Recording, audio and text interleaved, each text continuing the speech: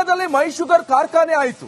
ಈಗ ಮೈ ಶುಗರ್ ಶಾಲೆ ಮೇಲೆ ಖಾಸಗಿ ಕಣ್ಣಿಟ್ಟಿದೆ. 100 ಕೋಟಿ ಮೌಲ್ಯದ ಆಸ್ತಿಯನ್ನ ಕಬಳಿಕೆಗೆ ಹುನ್ನಾರ. ಹಾಗಾದ್ರೆ ಖಾಸಗಿ ಶಿಕ್ಷಣ ಸಂಸ್ಥೆಗೆ ಗುತ್ತಿಗೆ ನೀಡಲು ತಯಾರಿ.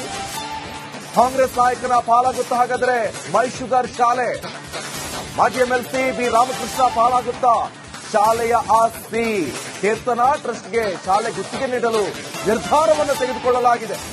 ಗುತ್ತಿಗೆ ನೆಪದಲ್ಲಿ ಮೈ ಶುಗರ್ ಶಾಲೆ ಆಸ್ತಿಯನ್ನು ಕಬಳಿಸಲು ಸ್ಕೆಚ್ ಹಾಕಿದ್ರ ಹಾಗಾದ್ರೆ ಎನ್ನುವಂತ ಪ್ರಶ್ನೆಯಲ್ಲಿ ಉದ್ಭವ ಆಗ್ತಾ ಇದೆ.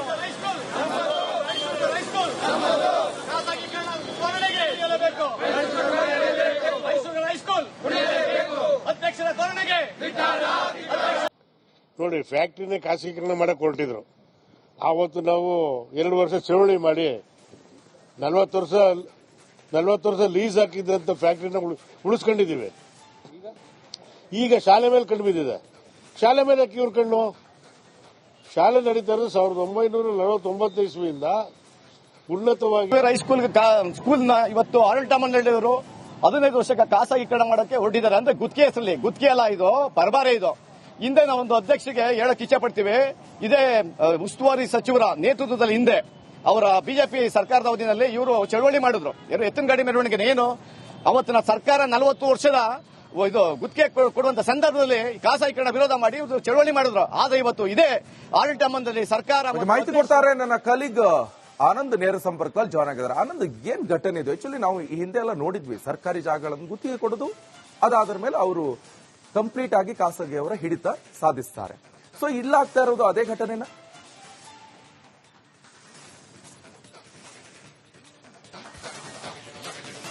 ನಿಕೇಶ್, ಕಳೆದ ಬಿಜೆಪಿ ಸರ್ಕಾರದ ಅವಧಿಯಲ್ಲಿ ಮೈ ಶುಗರ್ ಕಾರ್ಖಾನೆಯನ್ನೇ 40 ವರ್ಷಗಳ ಕಾಲ ಲೀಸ್ ಕೊಡೋ ಮೂಲಕ ಖಾಸಗೀಕರಣ ಮಾಡೋದಕ್ಕೆ ಹೊರಟಿತ್ತು. ಆ ಸಂದರ್ಭದಲ್ಲಿ ಮಂಡ್ಯದ ರೈತ ಸಂಘ ಸೇರಿದಂತೆ ಬಹುತೇಕ ಸಂಘಟನೆಗಳು ವಿರೋಧ ಮಾಡಿದ್ವು. ಜೊತೆಗೆ ಆಗ ಕಾಂಗ್ರೆಸ್ ಪಕ್ಷ ಕೂಡ ವಿರೋಧ ಮಾಡಿತ್ತು.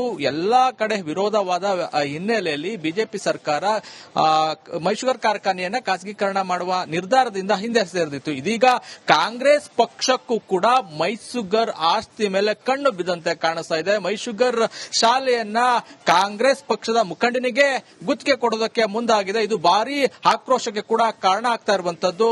ಬೆಂಗಳೂರು ಮೈಸೂರು ಹೆದ್ದಾರಿ ಅಂದ್ರೆ ಮಂಡ್ಯದ ಸ್ವರ್ಣಸಂದ್ರ ಬಳಿಯ ಬೆಂಗಳೂರು ಮೈಸೂರು ಹೆದ್ದಾರಿಯಲ್ಲೇ 13 ಎಕರೆ ಜಾಗದಲ್ಲಿ ಮೈ ಶುಗರ್ ಪ್ರೌಢಶಾಲೆ ಇದೆ. ಈ ಪ್ರೌಢಶಾಲೆ 1949ರಲ್ಲಿ ಆರಂಭ ಆಗಿತ್ತು. ಒಂದು ಕಾಲದಲ್ಲಿ ಉತ್ತುಂಗದಲ್ಲಿದ್ದಂತಹ ಶಾಲೆ ಪ್ರೈವೇಟ್ ಶಾಲೆಗೂ ಶೆಡ್ ಹೊಡೆದು ಆ ಮಟ್ಟಕ್ಕೆ ಇತ್ತು. ಸಾವಿರಾರು ವಿದ್ಯಾರ್ಥಿಗಳಲ್ಲಿ ಏನು ಒಂದು ಭವಿಷ್ಯ ಕಟ್ಕೊಂಡಿದ್ದಾರೆ. ಸಾಕಷ್ಟು ಉನ್ನತ ಹುದ್ದೆಗಳಲ್ಲಿ, ಜೊತೆಗೆ ಹೊರದೇಶದಲ್ಲೂ ಕೂಡ ಅಲ್ಲಿ ಓದಂತವರು ಇದ್ದಾರೆ. ಆದ್ರೆ ಇದೀಗ ಆ ಶಾಲೆಯ ಮೇಲೆ ಏನು ಕಣ್ಣಿಟ್ಟಿರುವಂತಹ ಆಡಳಿತ ಮಂಡಳಿ ಅದನ್ನ ನಮ್ಮ ಕೈಲಿ ಆರ್ಥಿಕ ಹೊರೆಯ ನೆಪದಲ್ಲಿ ಅದನ್ನ ಗುತ್ತಿಗೆ ನೀಡೋದಕ್ಕೆ ಮುಂದಾಗ್ತಾ ಇದೆ. ಇದು ರೈತ ಸಂಘ ಸೇರಿದಂತೆ ಹಳೆಯ ವಿದ್ಯಾರ್ಥಿಗಳ ಆಕ್ರೋಶಕ್ಕೆ ಕಾರಣ ಆಗ್ತಾ ಇರುವಂತದ್ದು. ಆ ಒಂದು ಜಾಗ ಏನಿದೆ 100 ಕೋಟಿ ಬೆಲೆ ಬಾಳ್ತದೆ. ಏನು ಈಗ ಗುತ್ತಿಗೆ ಕೊಡುವ ನೆಪದಲ್ಲಿ ಆ ಒಂದು ಜಾಗವನ್ನ ಕಬಳಿಸೋದಕ್ಕೆ ಮುಂದಾಗ್ತಾ ಇದ್ದಾರೆ ಅನ್ನೋ ಒಂದು ಗಂಭೀರ ಆರೋಪವನ್ನ ಮಾಡ್ತಾ ಇದ್ದಾರೆ.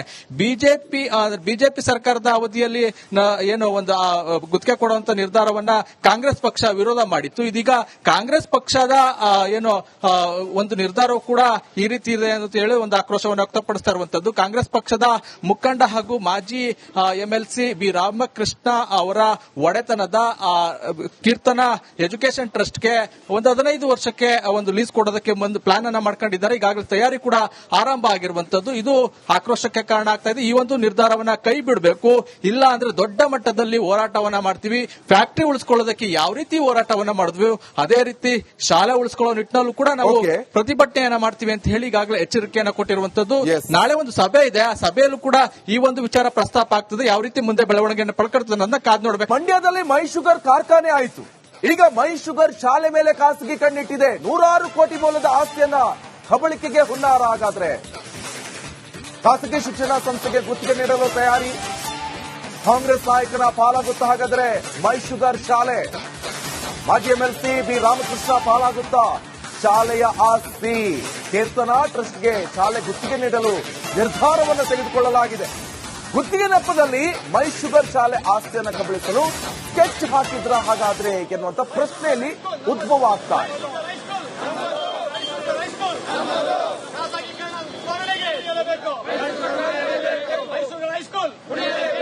ಅಧ್ಯಕ್ಷರ ಧೋರಣೆಗೆ ನೋಡಿ, ಫ್ಯಾಕ್ಟ್ರಿನೇ ಖಾಸಗೀಕರಣ ಮಾಡಕ್ಕೆ ಹೊರಟಿದ್ರು.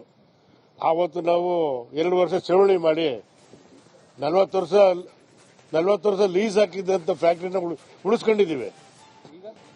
ಈಗ ಶಾಲೆ ಮೇಲೆ ಕಣ್ಣು ಬಿದ್ದಿದೆ. ಶಾಲೆ ಮೇಲೆ ಯಾಕೆ ಇವ್ರ ಕಣ್ಣು? ಶಾಲೆ ನಡೀತಾ ಇರೋದು 1949 ಇಸ್ವಿಯಿಂದ ಉನ್ನತವಾಗಿ ಸ್ಕೂಲ್ನ ಇವತ್ತು ಆಡಳಿತ ಮಂಡಳಿಯವರು 15 ವರ್ಷಕ್ಕೆ ಖಾಸಗೀಕರಣ ಮಾಡಕ್ಕೆ ಹೊರಟಿದ್ದಾರೆ. ಅಂದ್ರೆ ಗುತ್ತಿಗೆ ಹೆಸರಲ್ಲಿ, ಗುತ್ತಿಗೆ ಅಲ್ಲ ಇದು, ಪರಬಾರೆ ಇದು. ಹಿಂದೆ ನಾವೊಂದು ಅಧ್ಯಕ್ಷರಿಗೆ ಹೇಳಕ್ ಇಚ್ಛೆ ಪಡ್ತೀವಿ, ಇದೇ ಉಸ್ತುವಾರಿ ಸಚಿವರ ನೇತೃತ್ವದಲ್ಲಿ ಹಿಂದೆ ಅವರ ಬಿಜೆಪಿ ಸರ್ಕಾರದ ಅವಧಿಯಲ್ಲಿ ಇವರು ಚಳವಳಿ ಮಾಡಿದ್ರು.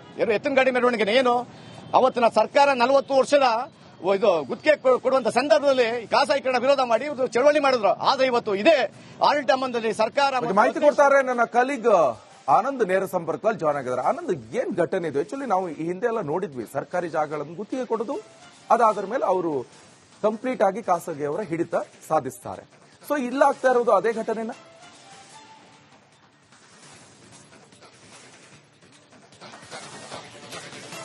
ನಿಕೇಶ್, ಕಳೆದ ಬಿಜೆಪಿ ಸರ್ಕಾರದ ಅವಧಿಯಲ್ಲಿ ಮೈಶುಗರ್ ಕಾರ್ಖಾನೆಯನ್ನೇ 40 ವರ್ಷಗಳ ಕಾಲ ಲೀಸ್ ಕೊಡುವ ಮೂಲಕ ಖಾಸಗೀಕರಣ ಮಾಡೋದಕ್ಕೆ ಹೊರಟಿತ್ತು. ಆ ಸಂದರ್ಭದಲ್ಲಿ ಮಂಡ್ಯದ ರೈತ ಸಂಘ ಸೇರಿದಂತೆ ಬಹುತೇಕ ಸಂಘಟನೆಗಳು ವಿರೋಧ ಮಾಡಿದ್ವು. ಜೊತೆಗೆ ಆಗ ಕಾಂಗ್ರೆಸ್ ಪಕ್ಷ ಕೂಡ ವಿರೋಧ ಮಾಡಿತ್ತು. ಎಲ್ಲಾ ಕಡೆ ವಿರೋಧವಾದ ಹಿನ್ನೆಲೆಯಲ್ಲಿ ಬಿಜೆಪಿ ಸರ್ಕಾರ ಮೈಶುಗರ್ ಕಾರ್ಖಾನೆಯನ್ನ ಖಾಸಗೀಕರಣ ಮಾಡುವ ನಿರ್ಧಾರದಿಂದ ಹಿಂದೆ ಸರಿದಿತ್ತು. ಇದೀಗ ಕಾಂಗ್ರೆಸ್ ಪಕ್ಷಕ್ಕೂ ಕೂಡ ಮೈಶುಗರ್ ಆಸ್ತಿ ಮೇಲೆ ಕಣ್ಣು ಬಿದ್ದಂತೆ ಕಾಣಿಸ್ತಾ ಇದೆ. ಮೈಶುಗರ್ ಶಾಲೆಯನ್ನ ಕಾಂಗ್ರೆಸ್ ಪಕ್ಷದ ಮುಖಂಡನಿಗೆ ಗುತ್ತಿಗೆ ಕೊಡೋದಕ್ಕೆ ಮುಂದಾಗಿದೆ. ಇದು ಭಾರಿ ಆಕ್ರೋಶಕ್ಕೆ ಕೂಡ ಕಾರಣ ಆಗ್ತಾ ಇರುವಂತದ್ದು.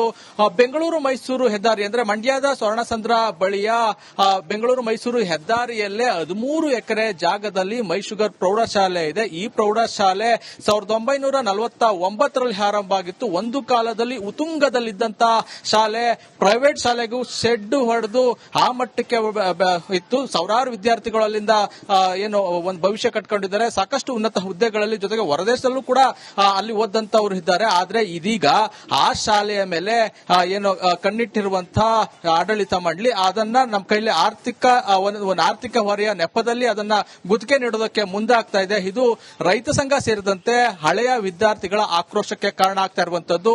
ಆ ಒಂದು ಜಾಗ ಏನಿದೆ 100 ಕೋಟಿ ಬೆಲೆ ಬಾಳ್ತದೆ. ಏನು ಈಗ ಗುತ್ತಿಗೆ ಕೊಡುವ ನೆಪದಲ್ಲಿ ಆ ಒಂದು ಜಾಗವನ್ನ ಕಬಳಿಸೋದಕ್ಕೆ ಮುಂದಾಗ್ತಾ ಇದ್ದಾರೆ ಅನ್ನೋ ಒಂದು ಗಂಭೀರ ಆರೋಪವನ್ನ ಮಾಡ್ತಾ ಇದ್ದಾರೆ.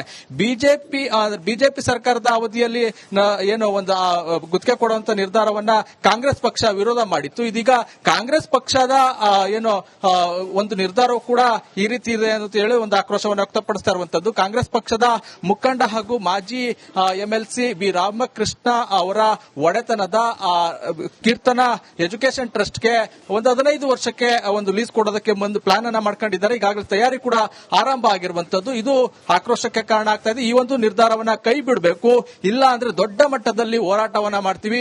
ಫ್ಯಾಕ್ಟರಿ ಉಳಿಸ್ಕೊಳ್ಳೋದಕ್ಕೆ ಯಾವ ರೀತಿ ಹೋರಾಟವನ್ನ ಮಾಡಿದ್ವಿ ಅದೇ ರೀತಿ ಶಾಲೆ ಉಳಿಸ್ಕೊಳ್ಳೋ ನಿಟ್ಟಿನಲ್ಲೂ ಕೂಡ ನಾವು ಪ್ರತಿಭಟನೆಯನ್ನ ಮಾಡ್ತೀವಿ ಅಂತ ಹೇಳಿ ಈಗಾಗಲೇ ಎಚ್ಚರಿಕೆಯನ್ನ ಕೊಟ್ಟಿರುವಂತದ್ದು.